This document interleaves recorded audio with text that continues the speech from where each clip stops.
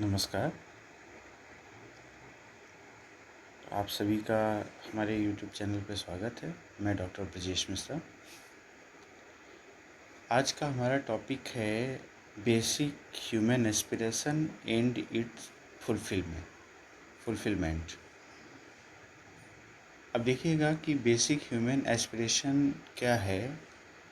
पहले तो आपका हैप्पीनेस एंड प्रॉस्पेरिटी, इसी को अगर और आगे एक्सपैंड करके देखेंगे तो आपका हो जाएगा continuous happiness and continuous prosperity, है ना। अब इसमें आप अगर देखेंगे तो यहाँ पे आपका क्या हो रहा है कि जैसे हमारा जो एस्पिरेशन है, जो बेसिक हमारा एस्पिरेशन है, हम उसका फुलफिलमेंट कैसे कर सकते हैं, हमें इसके लिए ध्यान देना पड़ेगा। तो अब जैसे ये जो लेक्चर होगा, इसका जो आउटकम एक्सपेक्टेड है वो ये है कि कम से कम आप में राइट अंडरस्टैंडिंग आनी चाहिए, है ना। नेक्स्ट आपका इसमें क्या है कि प्रोसेस, जैसा कि आपने सेल्फ एक्सप्लोरेशन मैंने मेरे पिछले वीडियो में आपने देखा था, उसमें आपका था, तो ये आपका सेल्फ एक्सप्लोरेशन से कोरिलेटेड टॉपिक है। बहुत सारा कंटेंट या जो प्रोसेस है वो आपका फर्स्ट स्टेप था। अब उसके बाद में अब हम जा रहे हैं सेकेंड स्टेप पे। तो फिर हम आपको रिमाइंड करवा देते हैं यहाँ पे क्या है। Whatever is said is a proposal. जो भी आपसे कहा जा रहा है वो आपका एक प्रस्ताव है। इसको ना तो आप इसको ट्रू एज्यूम करेंगे, ना ही आप इसको फॉल्स एज्यूम करेंगे। आप क्या करेंगे, verify it on your own right, on the basis of our natural acceptance. आप इसको क्या करेंगे कि आप अपने राइट के अनुसार इसको आप नेचुरल एक्सेप्टेंस के आधार पे इसको वेरीफाई करेंगे। दिस मीन्स सेल्फ एक्सप्लोर करेंगे। अब क्या है, it is a process of dialogue. ये एक डायलॉग का प्रोसेस है। डायलॉग का प्रोसेस कैसे है, अभी क्या है कि हम आपसे बात कर रहे हैं, फिर आपका क्या होता है कि आप ये जब खुद से डायलॉग करेंगे विद इन योर सेल्फ, जब तक आपके खुद में डायलॉग नहीं होगा। जैसे अभी क्या है कि दो लोग कन्वर्जेशन में हैं, मैं बोल रहा हूँ, आप सुन रहे हैं। नेक्स्ट टर्म पे क्या होना चाहिए कि आप सुनने के बाद में यहीं से डायलॉग जो इस्टेब्लिशमेंट है वो ख़त्म नहीं होता है, स्टॉप नहीं होता है, ये अब स्टार्ट होता है विद इन यू। जब तक आपका इंटरनल डायलॉग नहीं होगा तब तक रेडीमेड सोल्यूशन उधार के, है ना, उधार के जो सोल्यूशन है उससे किसी का कोई भला नहीं होने वाला है। तो अब अगर देखेंगे डिज़ायर, डिज़ायर है क्या। Desire, do you want to be happy. हम क्या होना चाहते हैं, खुशी होना, सुखी होना चाहते हैं, प्रॉस्पेरस होना चाहते हैं, हाँ या ना। क्या हम प्रॉस्पेरस होना चाहते हैं, क्या हम, अब पहला क्वेश्चन है क्या हम सुखी होना चाहते हैं। दूसरा क्वेश्चन है do we want to be prosperous, क्या हम प्रॉस्पेरस होना चाहते हैं, समृद्ध। उसके बाद में do we want to be continuity and happiness prosperity, हम क्या जो हैप्पीनेस एंड प्रॉस्पेरिटी है इसकी कॉन्टिन्यूटी चाहते हैं या ब्रेक में चाहते हैं। कोई ऐसा तो है नहीं कि कह दे कि हम भाई 2 दिन सुखी रहना चाहते हैं, 3 दिन दुखी रहना चाहते हैं, या पता लगा कि 1 महीने हमारे पास बहुत कुछ रहा है, अब हमें कुछ नहीं चाहिए, अब हमें भगवान सारा छीन लो, अब हम बिल्कुल पैदल ही ठीक है। वो तो कॉन्टिन्यूटी में चाहिए उसको। अब आपका यहाँ पे आता है कि हम सुखी होना चाहते हैं। अब आपका स्टेट ऑफ बीइंग, आज की कंडीशन क्या है। अगर हम खुद से पूछें क्या हम सुखी हैं, क्या हम प्रॉस्पेरस होना चाहते हैं, तो क्या हम प्रॉस्पेरस हैं। ये इसको हम कॉन्टिन्यूटी में चाहते हैं, तो क्या ये कॉन्टिन्यूटी में है।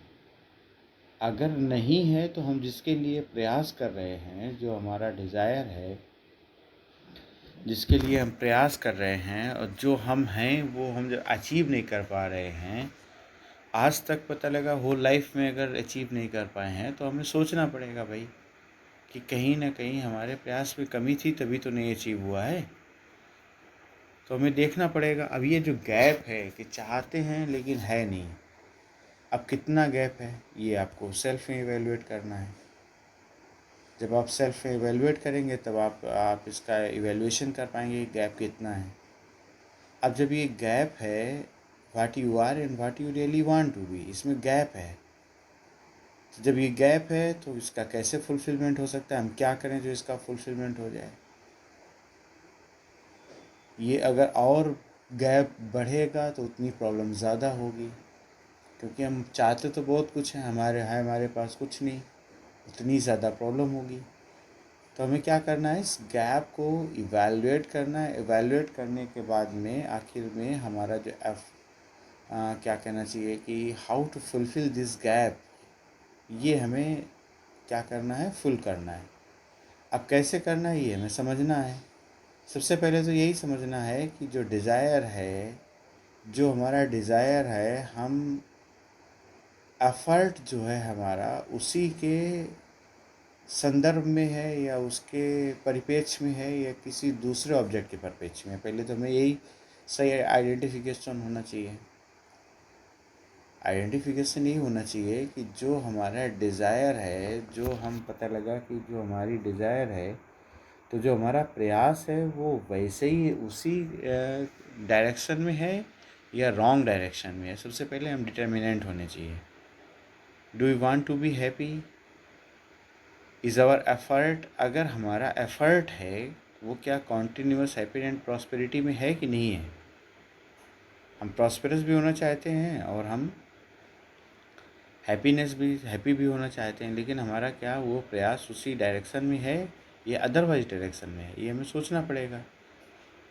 उसके बाद में अगर हम कॉन्टीन्यूटी में चाहते हैं तो जो हमारा एफर्ट है just accumulation of physical facility तो नहीं है, हम पता लगा कुछ भी कर ही नहीं रहे, केवल जो सुविधाएं हैं, जो साधन हैं, उनको ज़्यादा से ज़्यादा इकट्ठा करने में लगे हुए हैं।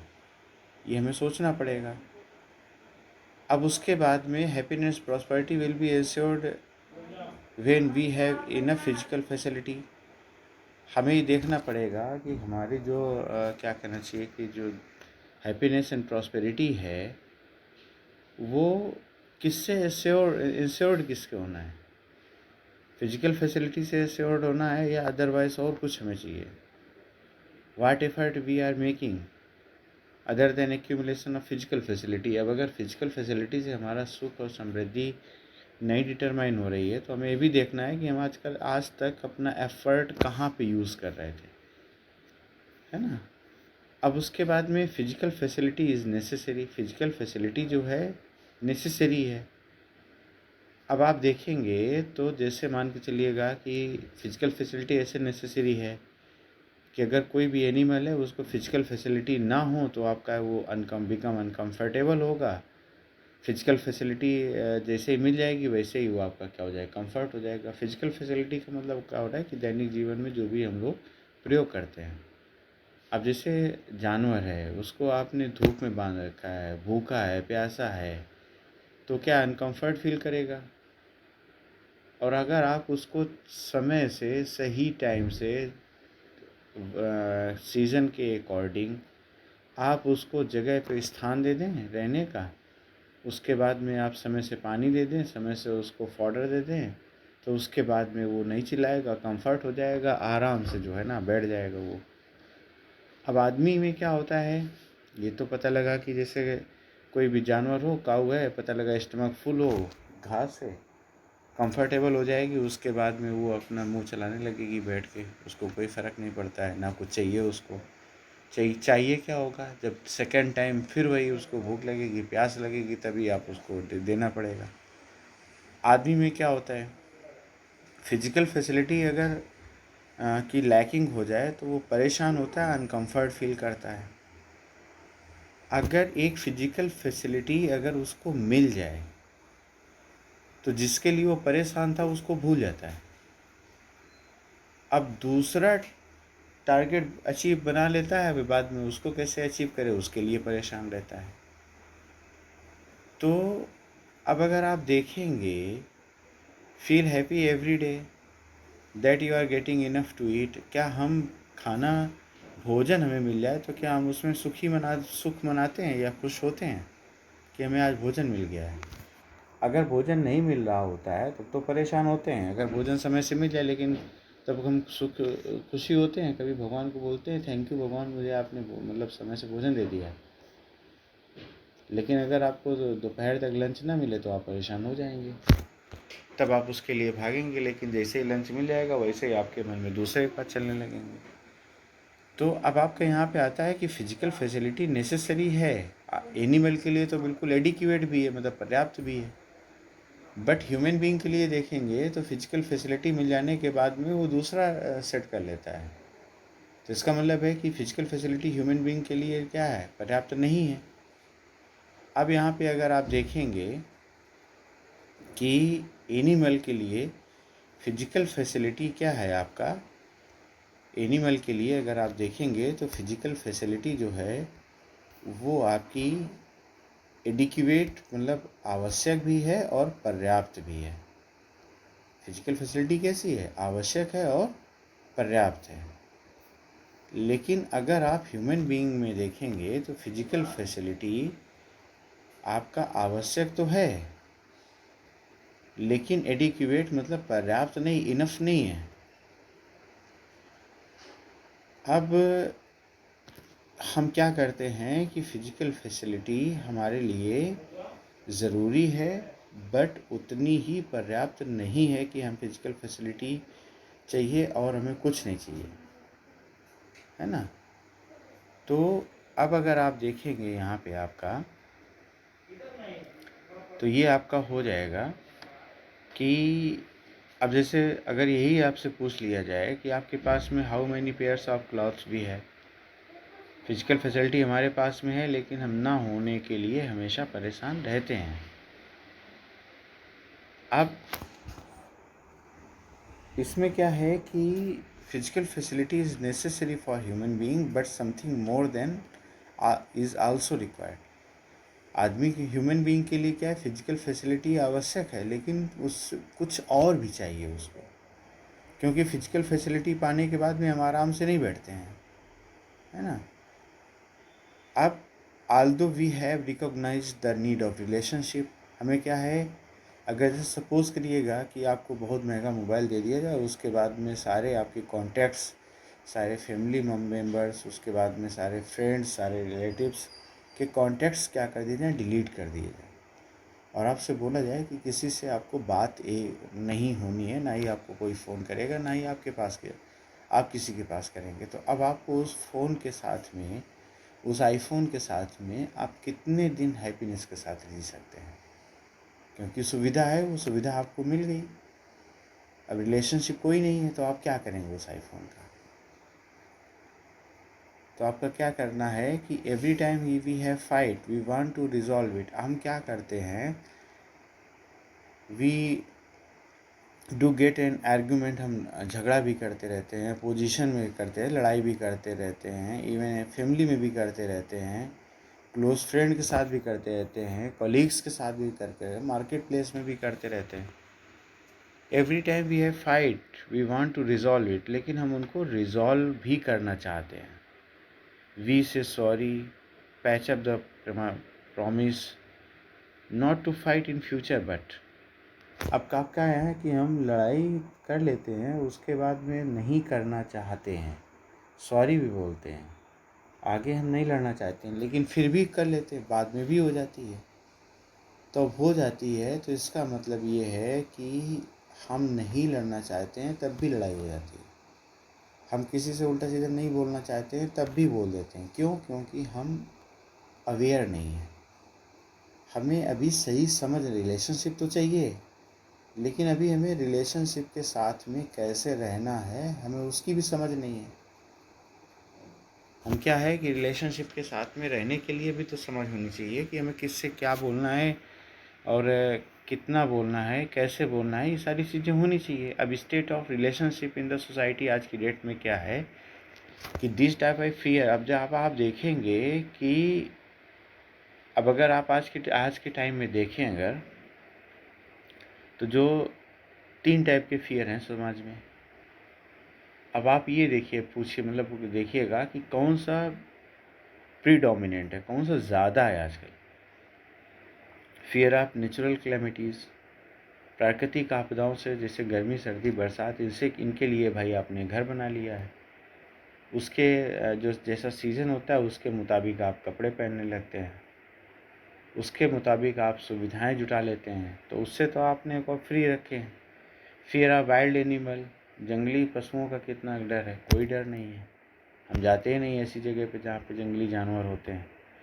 Fear of the in human behaviour of human being, आज की डेट में अगर आप देखेंगे तो सबसे ज़्यादा जो डर है वो ह्यूमन बीइंग के इन ह्यूमन बिहेवियर का है।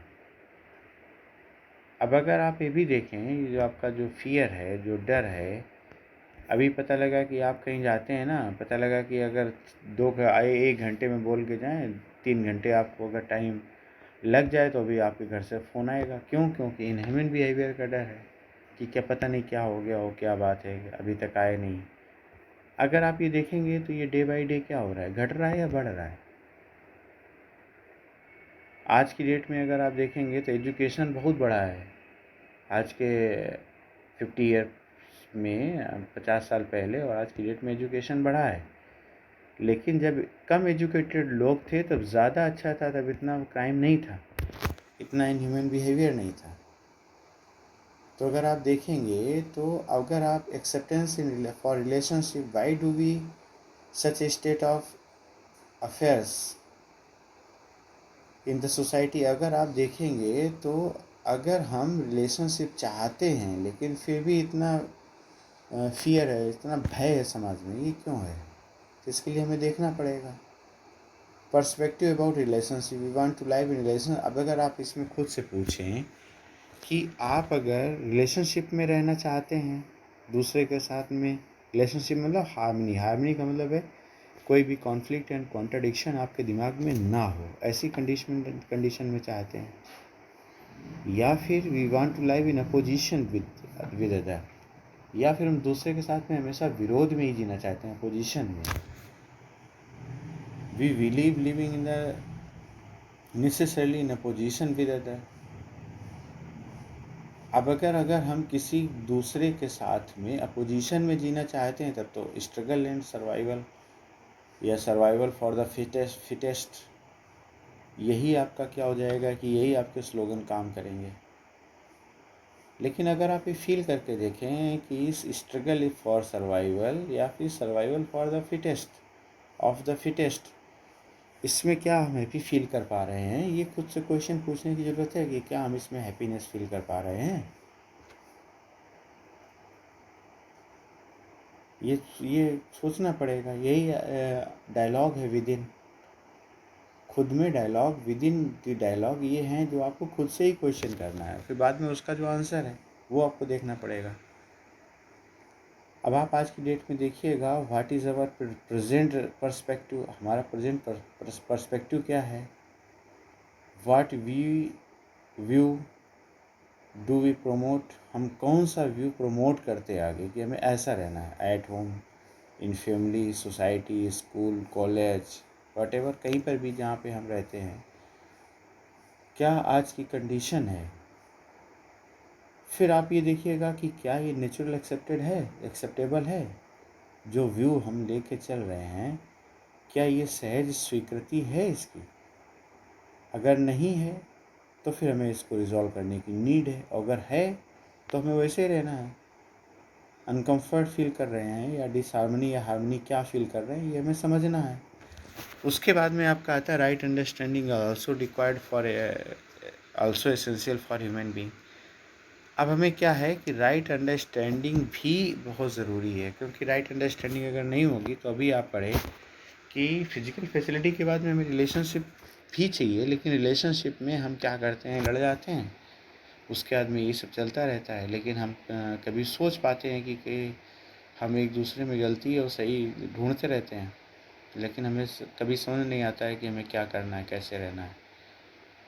Right understanding is also essential for human being. अब क्या है कि फिजिकल फैसिलिटी आपने देखा रिलेशनशिप आपने देखा, उसके बाद में राइट अंडरस्टैंडिंग भी ज़रूरी है। राइट अंडरस्टैंडिंग भी ज़रूरी है। राइट अंडरस्टैंडिंग क्या ज़रूरी है? Fulfilling in relationship it is necessary have to right understanding about relationship. संबंध क्या है, इसके बारे में हमें सही सही समझ होना ज़रूरी है। अगर संबंध की हमें सही समझ नहीं है तब भी हम कुछ नहीं कर पाएंगे। रिलेशनशिप चाहते हैं लेकिन हम उसको नहीं कर पाएंगे। सुबह लड़ेंगे, शाम को दोपहर में रिग्रेट फील करेंगे, शाम को फिर लड़ेंगे। उसके बाद में अगर पता लगा ये शाम को नहीं लड़ेंगे, दूसरे दिन लड़ेंगे। तो ये हमें सोचना है। अब with right understanding we have clarify about relationship with human being, we are able to fulfil relationship. पहले हमें राइट अंडरस्टैंडिंग क्या करनी है कि सबसे पहले हम ह्यूमन बीइंग के साथ में अपना रिलेशनशिप देख पाएँ। हम तो मैक्सिमम टाइम क्या होता है कि अपने को बहुत ही स्पेशल समझते हैं और दूसरे को हमेशा हम अंडर एस्टिमेट करते हैं। खुद को सुपरमैन समझते हैं, दूसरे को हमेशा क्या करेंगे, अंडर एस्टिमेट ही करते रहते हैं। यही हमारा जीवन बन जाता है। तो सबसे पहले राइट अंडरस्टैंडिंग क्या होनी चाहिए? हमें रिलेशनशिप जो है इसकी क्लियरिटी होनी चाहिए कि हम ह्यूमन बीइंग के आधार पे एक दूसरे के साथ कैसे जुड़े हुए हैं। फिर बाद में ये होना चाहिए कि क्या हम इसका फुलफिलमेंट करने के एबल हैं। अब उसके बाद में we also have clarify about how much physical facility is we need. अब सबसे पहले क्या है कि जैसे अगर आप देखेंगे तो फिजिकल फैसिलिटी का अपर का कोई लिमिट नहीं है। सबसे पहले हमें बेसिक में ये समझना है कि फ़िज़िकल फैसिलिटी हमें चाहिए कितनी है, क्योंकि जब तक हम अपना रिक्वायरमेंट नहीं समझ पाएंगे तब तक हम उसको एक्यूमुलेट करते रहेंगे, लेकिन कभी भी हम प्रॉस्पेरस फील नहीं कर पाएंगे कि हमारे पास सब कुछ है। ये वैसे ही है कि जैसे अगर आपके गिलास है, गिलास का जो बॉटम होता है अगर आप उसको हटा दें फिर आप उसमें कितना पानी भर सकते हैं? कोई लिमिट है? नहीं है। वो भर पाएगा? कभी नहीं भर पाएगा। तो सबसे पहले आप अपनी रिक्वायरमेंट का बॉटम फिट करें उस पर कि हमें इतना चाहिए। हमें क्या है कि सबसे पहले हमें जो हमारी रिक्वायरमेंट है हमें उसका असेसमेंट करना पड़ेगा। हम तब हम फिजिकल फैसिलिटी डिटरमाइन कर पाएंगे कि हमें क्या चाहिए और कितना चाहिए। फिर उसके लिए हमें एफ़र्ट यूज़ करना होता है।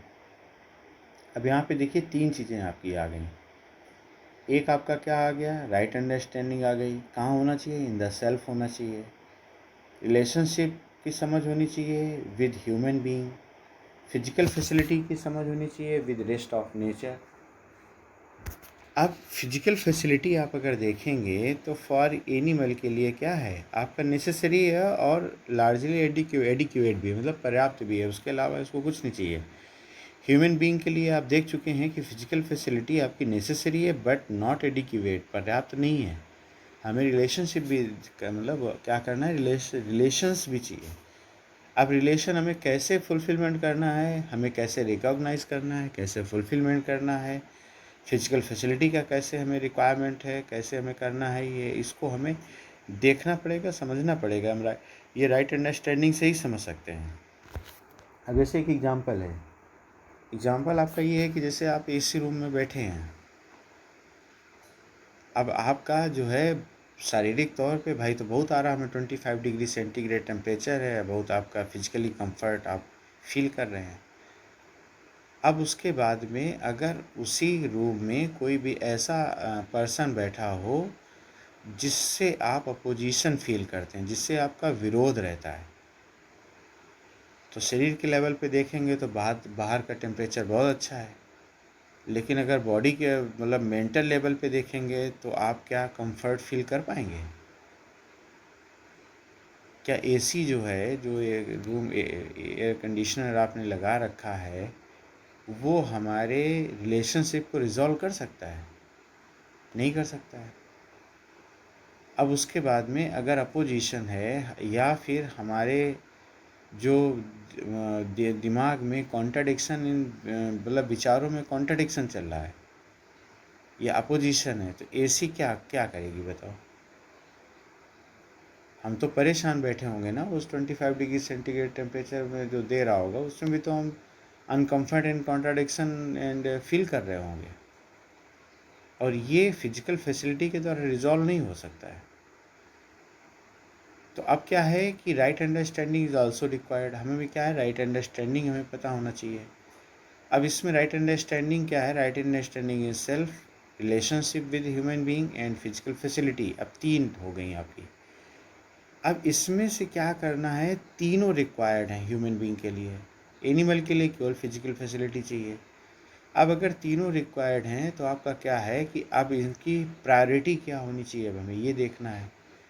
अब अगर आप सपोज करिएगा कि अगर right understanding in the self है नहीं, रिलेशनशिप को हमने कोई प्रायोरिटी नहीं दे रखी है, फिजिकल फैसिलिटी को ही हमने प्रायोरिटी दे रखी है, रिलेशनशिप आपका सेकेंडरी है, फिजिकल फैसिलिटी को हमने प्रायोरिटी दे रखा है, तो इसका मतलब ये है कि जैसे एक एनिमल के लिए फिजिकल फैसिलिटी इम्पॉर्टेंट है और एडिक्वेट, ऐसे ही हमारे लिए भी अगर फिजिकल फैसिलिटी इम्पॉर्टेंट है और एडिक्वेट है, मतलब प्रायोरिटी हम फिजिकल फैसिलिटी को ही दे रहे हैं, तो इसका मतलब है कि हमारा जो लिविंग है वो एनिमल कॉन्शसनेस में है, कि फिजिकल फैसिलिटी को ही हम जो है ना मान रहे हैं और उसी में हमें रहना है। तो हम क्या करते हैं, हमेशा डिप्राइव्ड मतलब गरीबी फील करते हैं, दरिद्रता फील करते हैं, और रिलेशनशिप के साथ में हमारा अनहैप्पीनेस हमेशा रहता है। हम भी अनहैप्पी रहेंगे और दूसरे को भी अनहैप्पी ही करेंगे, क्योंकि जब हमें समझ नहीं है, ये वैसे ही है जैसे आप कार से जा रहे हो, किसी को बिठा लें और उसके बाद में उससे कह दें कि तुम टेम्पो में झटके खा रहे होते हो, वहाँ परेशान हो जाओ, ये तो कहो हम तुम्हें पहली बार ऐसी गाड़ी में तुम बैठे होगे, हम तुम्हें बिठा के यहाँ तक ले आए। या फिर आप किसी के यहाँ जाओ, उसके बाद में वो आपको बहुत अच्छे ड्राइंग रूम में बिठाए, बढ़िया भोजन करवाए, उसके बाद में बोल दे कि भैया, आप अगर अप्रिशिएट कर रहे हैं कि भाई बहुत अच्छा था, भोजन भी बहुत अच्छा था, तो कह दे कि ठीक है भैया, जब ऐसा ही भोजन स्वादिष्ट आप तो कभी खा नहीं पाते होंगे, जब खाने का मन हो तो आप हमारे यहाँ चले आना। ठीक है ना। तो ये आपका क्या है कि अब पता लगा कि उसका तो सब करा धरा बेकार हो गया ना फिर। तो ये इस चीज़ को समझना है ना। अब आप इसमें देखेंगे lacking of physical facility, unhappy and deprive. अब आप देखेंगे तो आदमी 3 प्रकार, मतलब 2 प्रकार के आदमी दिखते हैं। एक तो दुखी दरिद्र दिखता है जिसके पास में भौतिक सुख नहीं है, साधन विहीन दुखी दरिद्र। अब एक और आदमी दिखता है जो कि साधन संपन्न दुखी दरिद्र है, साधन बहुत हैं लेकिन वो दुखी दरिद्र इस वजह से है क्योंकि वो डिप्राइव्ड फील कर रहा है, उसको फिजिकल फैसिलिटी की रिक्वायरमेंट नहीं पता है कि हमें कितना चाहिए, जबकि हम होना चाहते हैं कि फिजिकल फैसिलिटी भी हो और हैप्पी एंड प्रॉस्पेरस भी फील करें, हमारे पास में भौतिक साधन भी हों और सुखी और समृद्ध भी फील करें हम। अब ये कैसे कर पाएंगे, इसके लिए प्रायोरिटी क्या होना चाहिए, राइट अंडरस्टैंडिंग फर्स्ट नंबर पे आता है, उसके बाद में आपका रिलेशनशिप सेकेंड नंबर पे, थर्ड नंबर पे फिजिकल फैसिलिटी। अगर हम इस पूरे डोमेन में रह पा रहे हैं, अब राइट अंडरस्टैंडिंग कहाँ से आएगी, राइट अंडरस्टैंडिंग सेल्फ एक्सप्लोरेशन से आएगी। What is natural accepted to me, what is natural accepted to you, what is natural accepted in human society. Understanding आपका राइट अंडरस्टैंडिंग ये भी होगी जो आपका फीलिंग्स हैं, 9 फीलिंग होती है, ट्रस्ट, रिस्पेक्ट वगैरह 9 फीलिंग होती हैं। तो 9 फीलिंग में हमें किसके लिए, किस रिलेशनशिप में, आगे हम इसका भी अध्ययन करेंगे, तो किस रिलेशनशिप में हमारी कौन सी फीलिंग होनी चाहिए वो बिल्कुल डेफिनेट है, उसके नीचे कुछ नहीं। तो जो फीलिंग होनी चाहिए वो आपकी फीलिंग कैसे हो सकती है, कैसे हम उसको डिटरमाइन करें, कैसे हम उसको डिफाइन करें। अब उसके बाद में physical facility with rest of nature, अगर हम राइट अंडरस्टैंडिंग के साथ में रिलेशनशिप का होगा, फिजिकल फैसिलिटी को भी हम सही से उपयोग करेंगे, तब हम हमारे में म्यूचुअल प्रॉस्पेरिटी होगी। मतलब हम दूसरे को भी क्या करेंगे, अपना जो फिजिकल फैसिलिटी होगी उसमें हम क्या करें, शेयर कर सकते हैं। ठीक है। उसके बाद में अगर हम तीनों में जी रहे हैं तो ये ह्यूमन कॉन्शसनेस है, अगर हम तीनों में जी रहे हैं तो ये ह्यूमन कॉन्शसनेस है। अब ये ह्यूमन कॉन्शसनेस है। उसके बाद में अब आपका क्या हो रहा है कि अगर हम तीनों डोमेन में जी रहे हैं तो ये ह्यूमन कॉन्शसनेस है। उसके बाद में अगर हम केवल फिजिकल फैसिलिटी पे जी रहे हैं तो अगर हमारा ट्रांसफॉर्मेशन हो जाए, केवल हम फिजिकल फैसिलिटी को आज तक प्रायोरिटी दे रहे थे, तो अगर हमारा क्या है, हमें इस दिन ही समझ आ जाए कि फ़िज़िकल फैसिलिटी एक नंबर पे ना होके जब राइट अंडरस्टैंडिंग हमारे में होगी तो हम रिलेशनशिप के साथ में जस्टिस कर पाएंगे। उसके बाद में फ़िज़िकल फैसिलिटी जो है उसको भी हम रेस्ट ऑफ नेचर के कैसे हमें उपयोग करना है ये हम सब समझ पाएंगे। तो ये ट्रांसफॉर्मेशन है, तो ये म्यूचुअल हैप्पीनेस, म्यूचुअल प्रॉस्पेरिटी है। तो ये आपका ट्रांसफॉर्मेशन है। ये क्या हो रहा है कि ये एनिमल कॉन्शसनेस से ह्यूमन कॉन्शसनेस में हम जा रहे हैं, जिन पशु चेतना से हम मनुष्य चेतना में जा रहे हैं। तो अब आपका जो रोल बेसिक डेफिनेटिवनेस ऑफ कॉन्डक्ट है, तभी हमारे में अगर आप देखिएगा जो ट्री में क्या होता है, ट्री और प्लांट्स में conduct is based on their seed. जैसा सीड होता है वैसा होता है। एनिमल्स में क्या होता है, जैसा ब्रीड होता है वैसा उसका एनिमल होता है। अब उसके बाद में ह्यूमन बीइंग में जैसा शिक्षा संस्कार होता है वैसे ही उसका बनता है, एजुकेशन एंड संस्कार। तो ह्यूमन एजुकेशन संस्कार डेफिनेट ह्यूमन कॉन्डक्ट आपका जो है निश्चित मानवीय आचरण आ जाए। इन ह्यूमन एजुकेशन संस्कार होगा तो इंडेफिनिट होगा, इंडेफिनिट ह्यूमन कॉन्डक्ट होगा।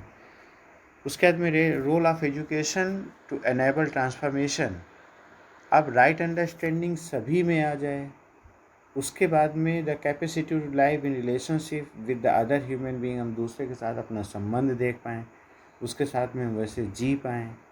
उसके बाद में अब हमारे में इतनी समझ आ जाए कि हम अपनी फ़िज़िकल फैसिलिटी को आइडेंटिफाई कर पाएँ कि हमें कितनी रिक्वायरमेंट है। उसके बाद में सस्टेनेबल प्रोडक्शन के तहत हम उसका फुलफ़िलमेंट कर पाएँ।